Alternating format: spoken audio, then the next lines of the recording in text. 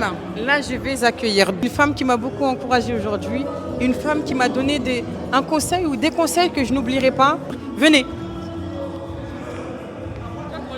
Alors, c'est une femme forte. Quand on dit femme forte, quand je dis femme forte à quelqu'un, je ne dis pas ça à n'importe qui. C'est-à-dire qu'elle a fait une intervention tout à l'heure. Ce qu'elle disait, ça me prenait par les tripes parce que ce qu'elle disait, c'était la vérité. C'est une femme véridique et quand on n'aime pas souvent les femmes qui disent la vérité. Et son intervention m'a ouvert les yeux sur pas mal de choses. Je vais la laisser se présenter et nous raconter un peu son parcours et son ressenti sur l'événement. Très bien.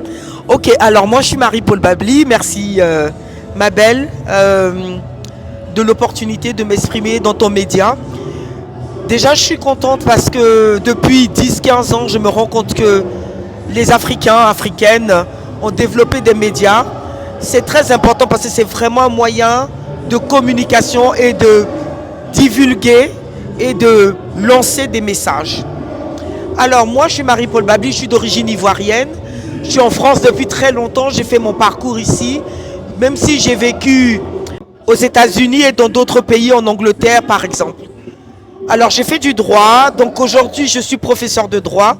Je suis juriste, je suis médiatrice à la Cour d'appel de Paris et je suis juge-arbitre également. Mais je défends beaucoup la cause, je dirais, des droits des femmes et des enfants également. Alors aujourd'hui, l'événement s'est très bien passé, je faisais partie des panels. On a beaucoup parlé de l'éducation des enfants africains. Et là, c'est vrai qu'au-delà du discours politique, on arrive maintenant à un stade où il faut des actions concrètes. Notre jeunesse est la plus importante dans le monde, mais malheureusement, elle n'a pas d'opportunité, elle n'a pas de clairvoyance sur l'avenir et elle préfère fuir, prendre des bateaux, mourir dans la mer pour chercher un Eldorado.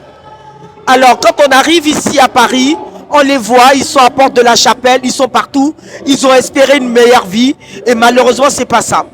Ou bien ils quittent l'Afrique, ils viennent faire des études, mais on les bloque dans des histoires de papiers, d'immigration. Ils n'arrivent pas à renouveler leurs papiers et ils sont là 10 ans. Soit les filles vont faire des grossesses pour pouvoir avoir les papiers et rester, soit par exemple les hommes vont continuer à être des agents de sécurité alors que malheureusement au pays ils avaient déjà des doctorats, etc.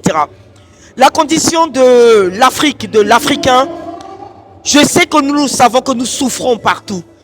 Mais si les autres ne nous acceptent pas, c'est qu'il y a un problème, alors que nous avons tout en nous. Alors il est temps maintenant de réfléchir concrètement à des actions.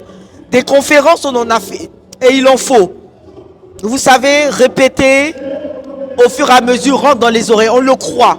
Mais ce que nous disons aujourd'hui, les gens l'ont dit il y a 50 ans, ils l'ont dit il y a 60 ans. Les choses ont beaucoup avancé, mais il reste encore tant à faire. Et pour moi qui arrive à cette fleur de l'âge très importante, je sais qu'aujourd'hui je me bats, non plus pour moi maintenant, mais pour ceux qui viennent après et pour nos enfants. Qu'est-ce qu'on leur laisse? Eh bien des Africains qui vont dire ben, j'ai bac plus 5, j'ai réussi, je suis à la BNP, je travaille comme directeur. Très bien, c'est une belle réussite. Et tes frères derrière, et tes enfants derrière, tu en fais quoi? Alors que tu as la BNP, mais tes enfants n'arrivent pas à avoir des stages. Tu as la BNP, mais tes enfants n'arrivent pas à avoir de l'alternance. Tu ne peux même pas les placer dans une entreprise. Qu'est-ce que nous laissons à nos enfants?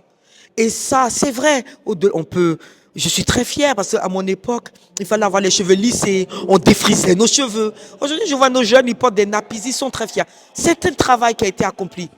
Mais s'il vous plaît, que nos enfants soient fiers d'être africains. C'est ce que nous demandons. Et être africain, ce n'est pas seulement sortir d'un continent, mais c'est porter en nous des valeurs, une culture et une fierté d'avoir la tête haute. Après tout, nous sommes des rois. Regardez les royaumes que nous avons. Et les femmes, nous sommes des reines. Nous avons tellement perdu ça, mais nous devons nous approprier ce que nous sommes, notre identité, c'est-à-dire briller. Merci beaucoup.